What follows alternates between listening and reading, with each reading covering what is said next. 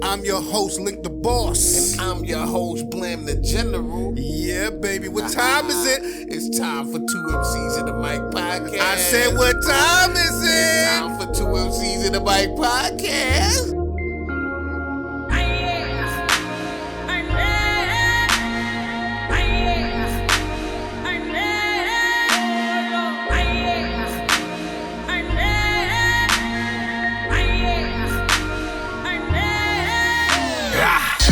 You the below, right? Underground where we are, right? If you keep it the buck and I keep it the buck, then we all gonna be alright. Cause we want the ball, right? The money, the bitches and all, right? The figures, the digits, the exquisite visits to all of the different shows, right? I was still want more. Private jets to Caribbean shores. Girls in bikini, champagne grapes on my feed me. Smoking that lettuce for sure. Brr. Penthouse on the beach, champagne spilling hot tub where we reach. You're in tune to the 2 MCs in the Mic Podcast with your host, Link the Boss, Blam the General.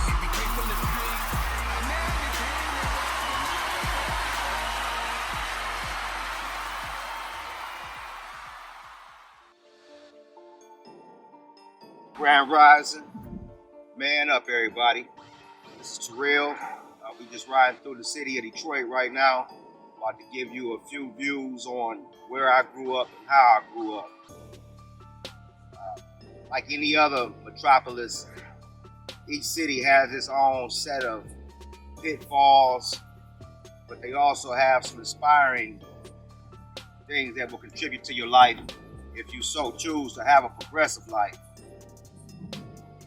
Fortunately, but unfortunately, I chose a later age to become progressive in a righteous way. I grew up in these streets, and these streets is they can claim your full life. So for all you young guys growing up in this day and age, I know it's a struggle, it's a battle, trying to find your place in this world, especially for us black men. We have so many identity crises, and trying to align ourselves with something that's going to be conducive to a good life is sometimes hard to find.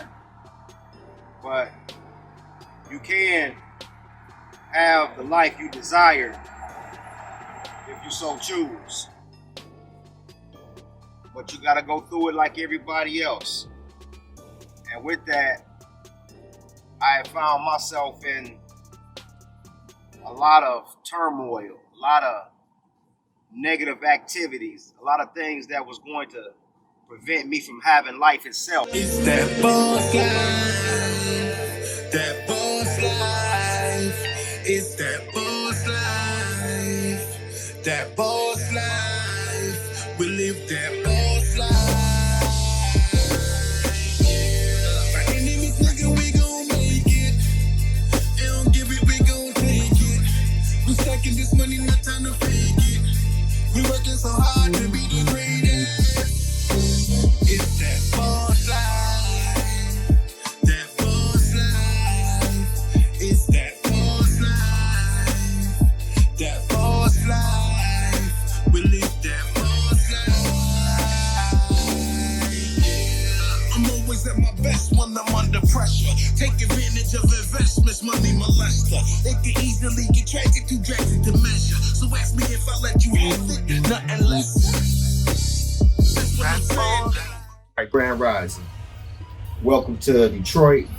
My name is Terrell, and I come to give a few views or insight into the life I've lived.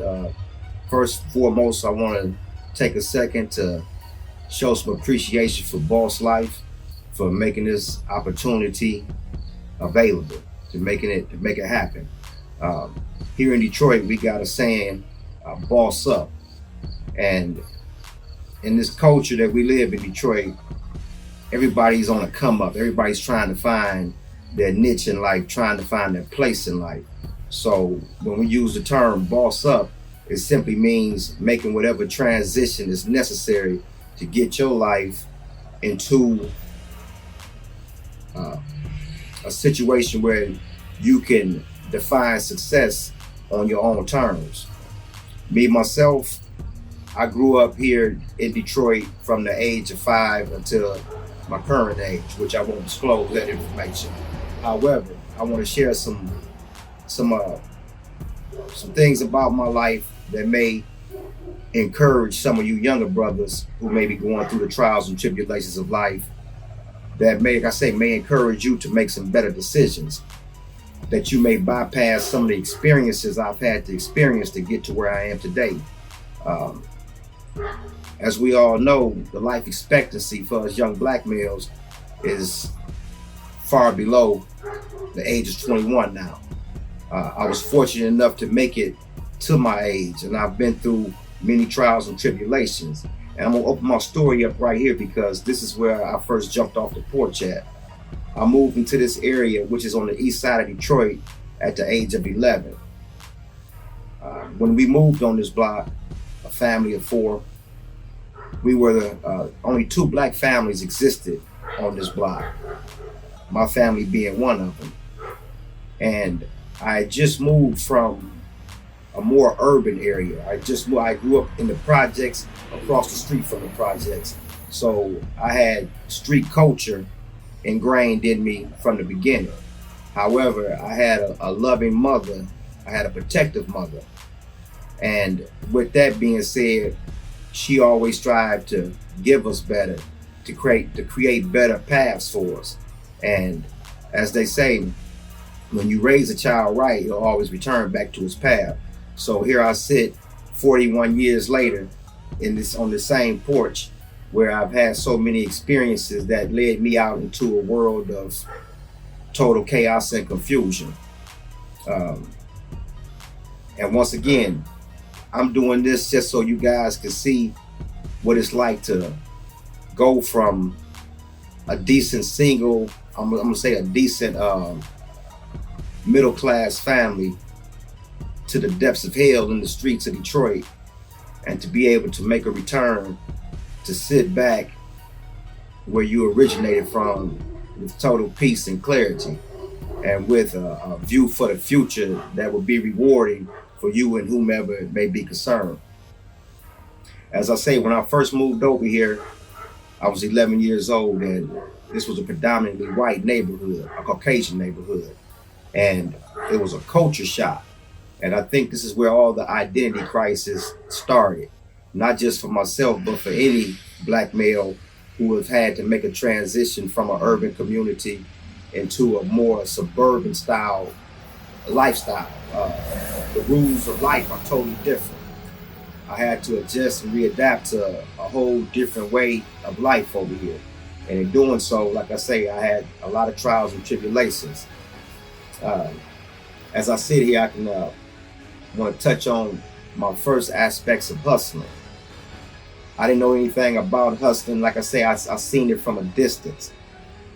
But as I lived here, I met a young lady who lived a few blocks over. Her father was a major drug distributor throughout the city. I don't know what all he may have dealt with, but at the same time, I started dating his daughter. And upon visiting her on several occasions, I would go down in their basement and work out. They had a Bowflex machine, and back in 82, 83, Bowflex was like top of the line workout equipment. And as I was down there, I would always notice large bags of marijuana. And I got the bright idea one day to take some of the marijuana. Came home and I rolled up maybe 300 to 500 joints. And I went to the high school I was attending, and I started selling marijuana. I started selling joints. And nowadays y'all got blunts, but back then it was just joints. So I was selling them 3 for $5, 2 for whatever. But that started my career of hustling. It's that boss life, that boss life. It's that boss life, that boss life. We live that boss life. All right, as I was saying, I had met a young lady who lived not too far from me, and her father was a bar owner, and he was a major drug distributor throughout the city. And in dating her, I quickly discovered pounds of marijuana in the basement. And like I said, I got the bright idea to start taking some every night. And I would come home and roll up 300 to 500 joints. And I would take them to the high school, and I would sell marijuana all throughout Osborne High School. Her father would have anywhere from 5 to 10 bags of marijuana sitting in the basement at any time, and wicker baskets of the little shots, the liquor shots. So I would go over there each night, and I would fill up a shoebox full of marijuana. Then I would grab maybe another box or fill my coat up with the liquor bottle. So from that point, I would go to the high school, and I started cutting class every day. I spent from 10 a.m. to 2 p.m. in the cafeteria selling weed, moving the liquor bottles and the orange juice. And the money started flowing in because I was living between 6 Mile and 7 Mile. And on the other side of 7 Mile, it's more hood, you know what I'm saying? It's more urban. So it's more activity go on, and it was a lot more drug usage. Me, myself, I didn't really have a preference for marijuana. But at the same time, the money was coming in so good, I could recall sitting in the basement hiding money in the ceiling, hiding liquor in the ceiling, hiding marijuana out in the garage, and my mother never even had an idea of what was going on. So all she knew was she was getting up, sending me to school every day. But little did she know, I was going in the garage, getting my sack, changing clothes to what the shit I had purchased for me and the girl I was dealing with. So like I say, over maybe a course of 6 months, I had a constant flow. And I think I may have accumulated maybe 5,000 to 6,000. And at the age of 15, and you don't have no responsibilities, that's some good money. And the thing that was different for me is that I never had to go recop. I never had to go re-up. All I had to do was go visit my girlfriend, and she was with it. And years later, I thought I had did something smooth and got away with it, but I returned back to Detroit. Me and her split up or whatnot, separated. I went to Indiana, and by this time I was selling crack. But when I come back to visit, I pulled up in their driveway. I'm driving a brand new Camaro. Her father was sitting on the porch, and he recognized me, and he was like, "Hey, Terrell, what's going on?" I said, "How you doing there, sir?" And I came and sat down on the porch, tried to portray myself as a gentleman. And he asked me about the vehicle, and I said, "Yeah." He said, "You must be selling that weed." I said, "No, I don't sell no weed." And then he said, "What you selling?" So I felt confident and comfortable enough to tell him I'm selling crack, you know.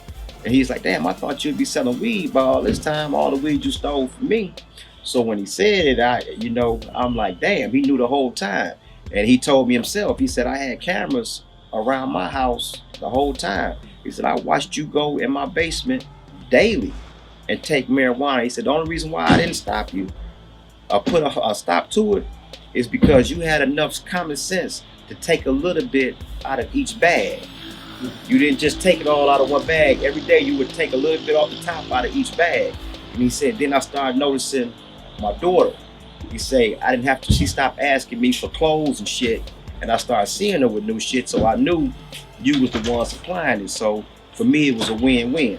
That boss life, that boss life, it's that boss life, that boss life, we live that boss life. Like anything, all good things come to an end. I was kicked out of all Detroit public schools. At that time, I was running in the streets. I'd made so many connections, negative connections in the street, and the weed was my conduit to the street. So in that, I started getting involved with other drugs. And around that time, crack cocaine hit the street. And I ended up joining up with some family members, and we started a nice drug operation right here on the east side of Detroit, which eventually we'll take you through and let you get a look at that neighborhood. From that point, I eventually got involved into the violence that comes along with the game. I was involved in a homicide, and when I was arraigned on it, my parents quickly got me up out of Detroit. I couldn't even return back to this porch I was on. the love that my mother had for me was so strong that she would do anything to protect me from harm's way. So it was in her best interest to shoot me to Indiana, where she thought life was a lot more slower. And however it was, but you take who you are wherever you go. So here I am at 16 on my way to Indiana, but I got the drug game deep in my veins at this point in time. So it was just a matter of time before I started recruiting guys from my neighborhood or from my high school and start taking them to Indiana, opening up spots, crack houses, and it was a successful thing at that time because the money was flowing and I didn't have responsibilities. All I had was one obligation to as y'all young guys call it now, was to secure the bag. So I started moving the bag from Detroit to Indiana and eventually throughout Ohio, throughout Kentucky, all the way down to Florida. And I've had, like I say, many trials and tribulations. I've seen it all, I've heard it all, I've done it all. I've played every aspect of the game. And at one point in time, I couldn't understand how things could just be so good for me. I was continuously growing without any pitfalls or downfalls. It's that boss life, that boss life. It's that boss life, that boss life. We live that boss life. Yeah. By any means, nigga, we gon' make it. They don't give it, we gon' take it. We stacking this money, no time to fake it. We working so hard to be the greatest. It's that boss life, that boss life. It's that boss life, that boss life. We live that boss life. Yeah. I'm always at my best when I'm under pressure. Take advantage of investments, money molester. It can easily get tragic, too drastic to measure. So ask me if